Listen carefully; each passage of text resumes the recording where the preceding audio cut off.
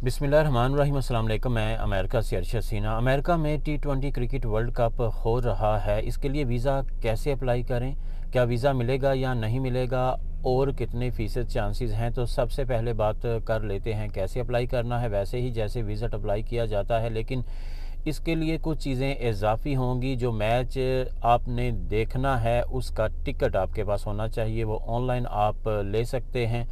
और ये भी जहन में रखिएगा कहीं आपके साथ फ़्रॉड ना हो जाए, क्योंकि इस किस्म के इवेंट्स जब आते हैं तो फ़्रॉड भी ज़्यादा होना शुरू हो जाता है। ये आपने मेक श्योर कर लेना है।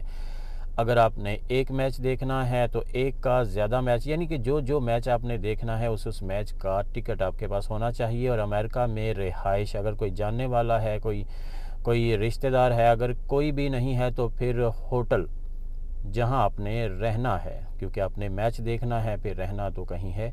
ये दो चीज़ें होंगी। और तीसरी आपने ये भी साबित करना है कि वाकई आप क्रिकेट का मैच देखने आ रहे हैं, आप इस चीज़ का शौक़ रखते हैं, आप इस खेल का शौक़ रखते हैं, आप हर मैच देखते हैं, कि आप जहाँ जहाँ मैच होता है वहाँ वहाँ जाते हैं। किसी दूसरे मुल्क का तो रहने दे, पाकिस्तान में जो PSL होते हैं, क्या वो भी आपने कोई मैच वहाँ देखा है या नहीं देखा है, ये सबूत आपने देना है। उसके बाद आप अमेरिका में वीज़ा अप्लाई कर सकते हैं। जो अमेरिका में T20 क्रिकेट वर्ल्ड कप हो रहा है, तीन चीज़ें: पहली, जो मैच देखना है उसका टिकट, रिहाइश कोई भी किसी किस्म की, और आप वाकई इस खेल के शौकीन हैं।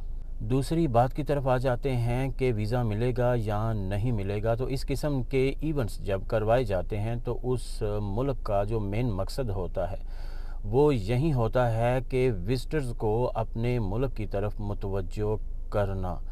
तो ज़ाहिरी सी बात है कि जब ये इवेंट करवाया जा रहा है तो विज़िटर्स के विज़िट वीज़े के कोटे में भी इजाफ़ा किया गया है। लेकिन ज़रूरी नहीं है कि वीज़ा फिर भी दिया जाए। हो सकता है कि आपने 100 मैचेस देखे हों, आपको वीज़ा ना मिले, और ये भी हो सकता है कि आपने कोई मैच इससे पहले ना देखा हो, फिर भी आपको वीज़ा दे दिया जाए। अब आ जाते हैं तीसरी बात की तरफ कि कितने फ़ीसद चांसेस हैं। मुझे लगता है कि अमेरिका में फ़ीसद नहीं, किस्मत चलती है।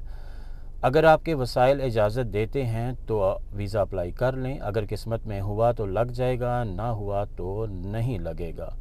और वैसे भी कोशिश करने में कोई हर्ज नहीं है, लेकिन ये सारे के सारे काम होंगे आपके वसाइल के ऊपर, आपकी जेब के ऊपर, क्योंकि जो भी खर्चा आपने करना है वो नाकाबिले वापसी होगा। इसलिए अगर वसाइल हैं तो वीज़ा अप्लाई कर लें, करने में कोई हर्ज नहीं है, और अगर नहीं तो फिर ना करें। अपना बहुत सा ख्याल रखिए और अपने साथ जुड़े हुए सभी लोगों का भी, अपने माँ बाप का, बीवी बच्चों का, बहन भाइयों का, अजीज़ों का, रब का, दोस्तों का, हमसायों का, गरीबों, यतीमों, मस्कीनों और बुज़ुर्गों का भी। और पाकिस्तान के इस वक्त के जो हालात हैं, एक दूसरे का साथ दीजिए, आसानियाँ पैदा कीजिए, किसी के लिए कोई छोटी सी मुश्किल भी पैदा ना कीजिए, और खुश रहने के लिए दूसरों को खुश रखने की कोशिश कीजिए। और अगर वसाइल इजाज़त देते हैं तो वीज़ा ज़रूर अप्लाई करें, और अगर नहीं देते तो कोई ज़रूरत नहीं है।